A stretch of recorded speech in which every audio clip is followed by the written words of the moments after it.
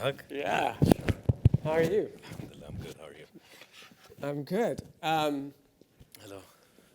I'm not sure how many of you have watched one of Anas's interviews before, but he always starts with his signature question, and I'm quite lucky today because I get to turn the tables on Anas. So, how are you really doing, Anas? Good attempt. It's a good attempt, and it's an important question. I'm lucky. I like to remind myself how lucky I am. When I start to complain about petty things, I zoom out and think how silly I look compared to so many other places where people are not as fortunate as we are, and they just don't have the most basic things, such as safety or a next meal. I know it's maybe very cliche to say this, but if you actually just remind yourself without even telling everybody, just do it with yourself, it puts things in perspective. Every time I get ahead of myself and I start to complain, I think it's okay to complain, but you don't linger in the complaint. So I feel lucky and blessed to be in this city, in this country, amongst good people, and I get to work with something I love. So I'm quite lucky. That's the dream. Yeah. The dream for you, I want to go back to where it started. So, just to give you a little bit of background, Anas and I met about 1 year ago. We were seated across from a dinner at the Salone del Mobile in Milan. I didn't know anything about him. Well, we got into a little conversation, and since then, I've been following your podcast, AB Talks, and your work. And what I found so interesting in our conversation that day is I had just come back from Dubai. I don't know if you remember. I had not been in Dubai for 9 years. Okay. And if I'm honest, I had a bit of misgivings. Not misgivings, but maybe I was a bit judgmental about Dubai. And last year, in March, I came here for about a week, and I spent some time with many of the people actually in this room, and I was just blown away by the transformation that this city has gone through. I mean, of course, everyone knows about the architectural transformation and the landscape, and it was a port city, but the thing that really, really, for me, was the most impactful shift was just the incredible mix of people. Yes. And when you think about global cities in the world, you can probably count them on two hands, right? But I would definitely, based on my experience here, the generosity with which so many of you have spent time with me, I really count Dubai now as one of these global cities. Can you just talk to us about the change that you've seen here? I mean, I think you're 42? 43. 43? Yeah. I know you spent some time in the US, but you spent a lot of your life here watching this transformation happen. Talk to us about the transformation happening in Dubai, and what has that meant for the opportunities that people can find here? It's a good question and a broad question. And the interesting thing is because I'm 80s baby, I've seen a lot. I mean, my childhood was on the back then it was like the place. Now it's not, but it was at Diafa Road, and that's where people flirt. And where you flirt is you flirt next to the cafeteria with the shawarma. Like that's kind of that was it. And on the weekend you'd go to the cinema, and there's actually a shawarma in the cinema. Like that's my background. And you go and buy these cool mixtapes with R&B songs, and that's what you give a girl. And it was such, I think, simplistic and beautiful. And I think we're the last generation to be before social media, literally. Anybody who was born and had a childhood here that was before social media, we are literally the last generation to have both. And in terms of Dubai, I'm an entrepreneur at heart. And I think, of course, it's, horses for courses. Dubai doesn't fit everybody. But if you're fast and you actually have a dream, I actually think Dubai is one of the few places in the world where you could be the first. And by coincidence, a lot of I did 6 startups. I think most of them were the first, just because UAE is young. It's a 50 something-year-old country. It's younger than our fathers and our mothers. So imagine if you come up with an idea and you just move to Dubai, you could be the first one, and then you have that edge of being the pioneer in that field. If you do that in London or you do it in New York, you're probably number 500 because so many people before you did it. So I think that's one of the beautiful things. The other point you mentioned I think is gorgeous is the diversity. And it's not only diverse, but people get along because you could have a diverse country that people don't like each other. You could have racism, you could have lack of teamwork and all of that. But just in our agency, I think we are around from the 40 people. The last time I counted, I think we're between 20 to 26 nationalities. Can you imagine? Yeah. 26 nationalities between 40, and they're all cool and they get along. Like sometimes I just watch them and I see that they go for walks together and they have fun. And I think it's beautiful to see. And I think that's very rare. I don't know if it's safe to say that we could be the most diverse city in the world.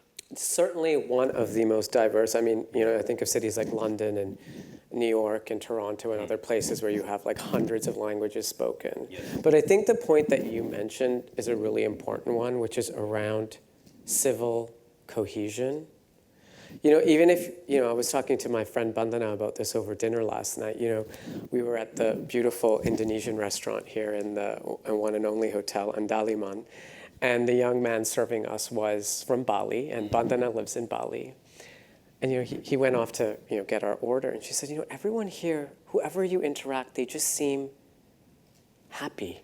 You interact with an Uber driver in New York, and they're like always stressed out. And if you interact with an Uber driver in London, and they're polite, but they don't really want to talk to you.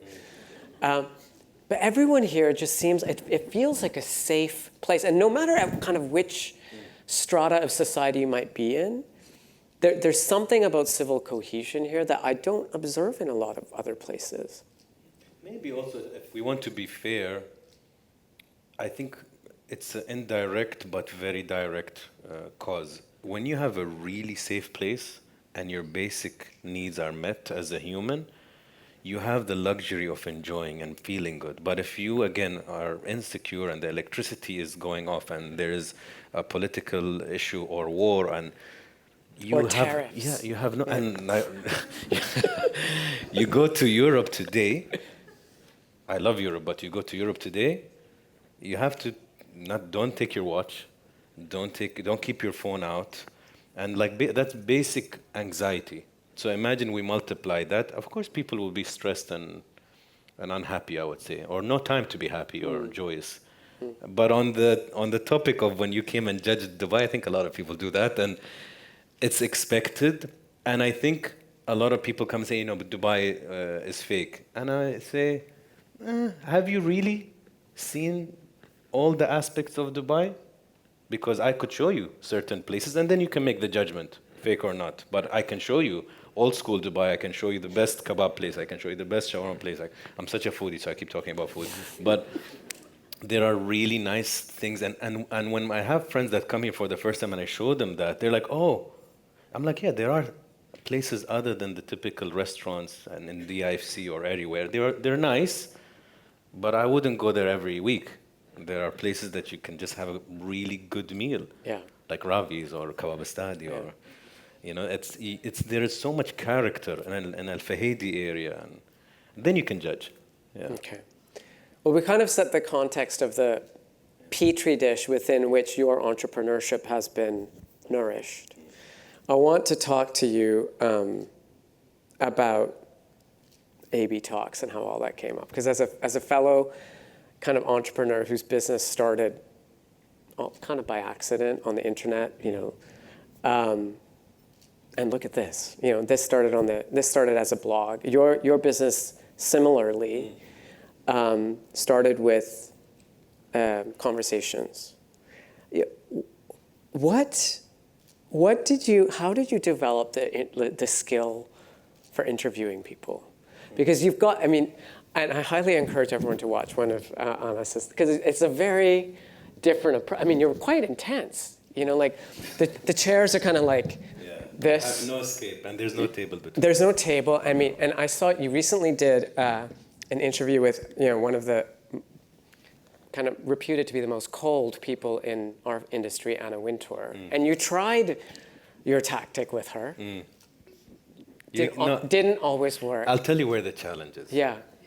When somebody tells me you only have 20 minutes or 30 minutes, I can't do magic. Yeah. I can do my best, and I might get. And you could see, by the way, with Bill Gates and Anna Wintour, rewatch it, watch their body language the last 10 minutes. Yeah, it changed. Bill went like this, yeah, and then yeah. he was just, Yeah. he was comfortable at one Yeah. point. But then they have to finish. So it's what people don't understand is we're dealing with humans. In the beginning, they don't know what, and it's the first time they meet me. So they need to trust you. They need to know that you're not sneaky and you're not trying to make them look bad. And just when they warm up, if they have to leave, it's a shame. But we did our best with Anna, you know. You did. I mean, your signature question, instead of answering kind of how she was, she talked about what she did that day. Because, like, you know, but it's a good technique. So, but how did you? Because you're really good at it. I mean, I get to see a lot of interviewers. I'm an interviewer myself. I've been interviewed by a lot of different people, but you have this really special way of getting people to open up. How did you develop that? I'm a mechanical engineer, so it has nothing to do with it. I think, look, I'll tell you what I think also is interesting. Apparently, some of the best CMOs in the world are engineers by background. And I don't think it's just, I'm not bragging about engineering. I didn't enjoy it. But I do think unorthodox approach to anything makes you stand out. Maybe because I didn't go to media school or psychology, which I love, but maybe that helped me just to ask questions the way I think I want to ask them. And suddenly you look different. You're not like, hey, can I ask you? Like, it's so boring when I watch these interviews and it's so pretentious and the person who's asking is not even concerned about the answer. No. I'm sure you've been there. Like, while you're asking, and sometimes they do this, they're like, hey, how's the event? And I'm like, you just asked me the question, at least stay with me. No. And it's these little things, I think, Imran, it developed the curiosity. So I did TV for a while, and I found it so boring and not what I like. It was very surface level questions and short. You can't swear. I like to swear. And I want people to laugh and I want to go raw. So I realized it's not for me. So then I had the agency, Bukhash Brothers. I'm like, the moment I have a production team, even if it's small, I'm going to start interviews. This was in 2014, I have the paper, I wrote the concept of AB Talks. I think it was like a sit down with AB or some silly name.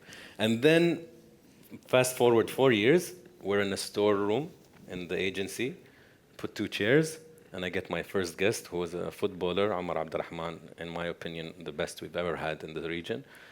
And nobody has ever seen him speak at length because it's like after the game, how was the game? It was good, I scored, that's it. But who is this person? So I got him, and for me, the slogan has never changed. It's the human behind the title. Who's Amran? Who are you? Who are you? I don't care how many awards, good for you, great, but who's this person? And I wasn't a good interviewer in the beginning. A lot of people are like, you're a shitty listener, you're bad, you're not a good listener. And I see the comments, and I'm like, okay, if 6 people don't think I'm a good listener, then I'm not a good listener. And I think that's where sometimes our ego needs to be like relaxed.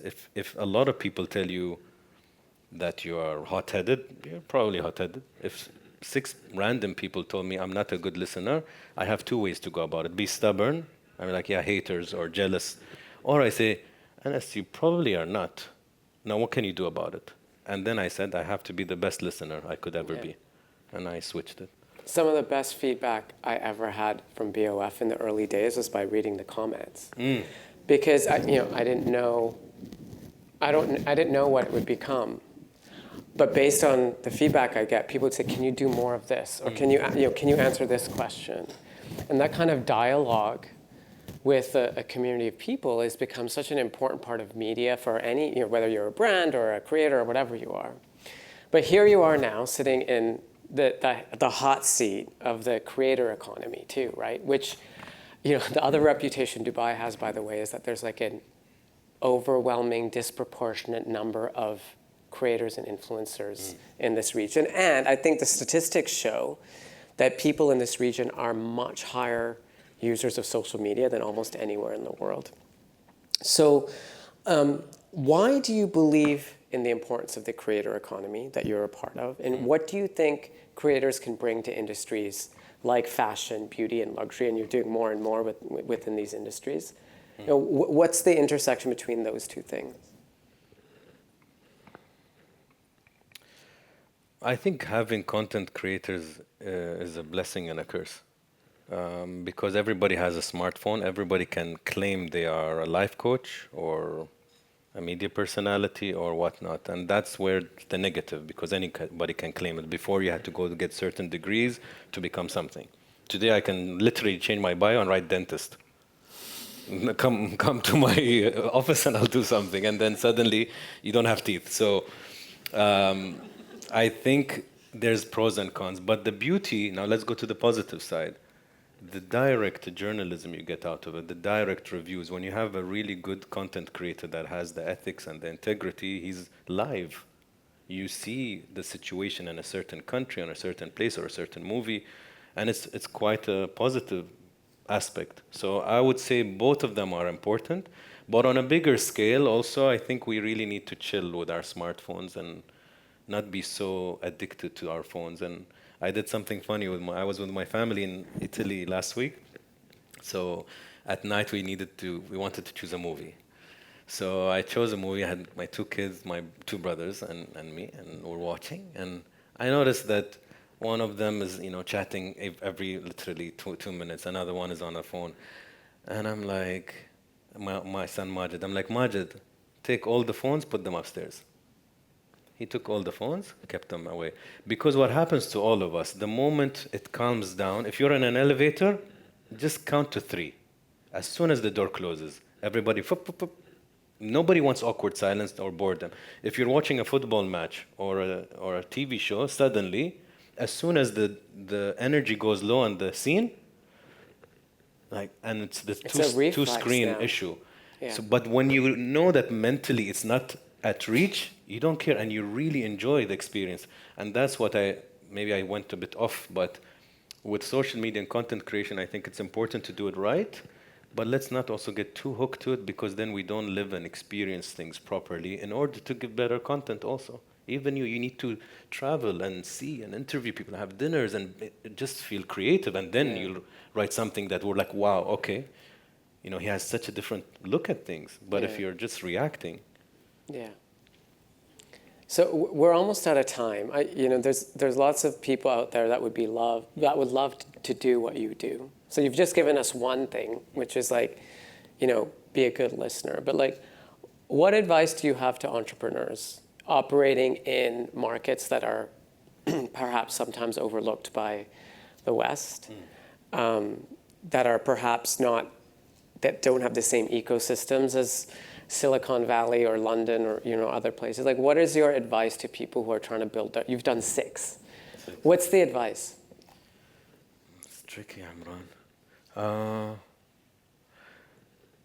I think my formula is quite simple. If you're good at something and you keep doing it consistently with discipline, you only have one way. You will succeed. I don't think there's another option unless you die. So I think that's a very simple formula of success. However, today you have social media, you have friends and family, and you can test things before actually launching a website, before launching a business, before you have to put all this capital in to open a little place in a shopping mall. And if you lose, you can lose big if you just your savings. Today, you have a product, you have this, you can literally put it online and say, okay, make a nice iPhone video and test it, promote it with $100. Suddenly people like your glass. You're like, okay, make a plate. And I think that's what they're not realizing how easy it is to test. So test, and then you'll quickly know. There's one theme that comes up often in your interviews, which is about your interview subject's relationship with their parents. The other thing that people from these kinds of regions, our kinds of cultures face is that there's a very specific, even now, definition of what a successful career looks like in medicine or engineering or some professional, profession. Yeah. What advice do you have to give to people who need to convince their parents that, a career in media, in the creator economy, in creativity, is a legitimate career with real value in culture and society? It's way less difficult than when we were young. Yes. Like it was unheard of before. Even I wanted to be a footballer and nobody understood what that is. Like, Yeah. go kick a ball. Like, no, you can actually. It was a very difficult thing. But today, let's go to the families that are actually against. I think once you zoom out, you understand first why. Why is my mom or dad upset with me or saying no? Because that's their definition of what stability is and success. So when we zoom out, we realize that the parent, all they want is stability for their child before they're gone, income, and happiness, hopefully. So that's what the parent is trying to tell you. Like, no, because in my time, a lawyer or an engineer or a doctor is what got you the bill, got you a good salary. So once you empathize with that, you're not as resistant to your parents. What you can do is you can tell, listen, these are some examples of people in this field who have made a living out of this. I'm not the first one. Give me a year. If I don't do it, I'll go to whatever degree. And push yourself. Yeah. And some parents are willing, because what happens is then, let's say this content creator that left home and went to Mexico and now he's trying, and then he suddenly makes money, and the parents like, that's my son, because now he made money, That definitely happened to me. But that proves that Yeah. all they wanted was Imran to be successful. Yeah. They just didn't see it from the way Well, you they saw just it. defined it differently. Correct. And it came from a personal lived experience where security and success was defined very differently than the way I was very fortunate. I grew up privileged, right? So I could think about other things than what they were thinking. Okay, last question. Sure. You've interviewed some of the most amazing people in the world, some of the most successful people in the world. Is there something that you see in common across all of them that makes them successful? Makes them successful. Yeah, makes them successful, happy, fulfilled human beings. What does Anna Wintour have in common with Bill Gates, basically? Workaholics. Workaholics. Yeah. Even I remember Max Verstappen, the F1 driver. Yeah. You'll notice every question I ask these individuals, they go back to work. That's how their brain is. It's, that's where their value, that's where they see them. That's the image they've painted of themselves. It's work obsessed. So you can tell them, what's your horoscope? They're like, yeah, in this article in my magazine. They'll go back to work all the time. But maybe to make it a more simple answer, one of the ways to be successful is to really have a purpose. I think you really need, and I think if you're just doing a job that doesn't feel true to your core or your being, I find it not sustainable. Or maybe you do a good job, but you will never be great because you're just doing it because the salary is good or it's stable or. But if you truly enjoy what you do and it really speaks to you, it's aligned. You are so lucky. And that's where you can, because then you don't feel it's work. You're always doing it. You travel, you research, you watch YouTube videos, you're listening to a podcast about it. It's your purpose. It's not work anymore. So maybe those that found it are the more successful ones. Thank you. And thank you for sharing that with us. Thank you.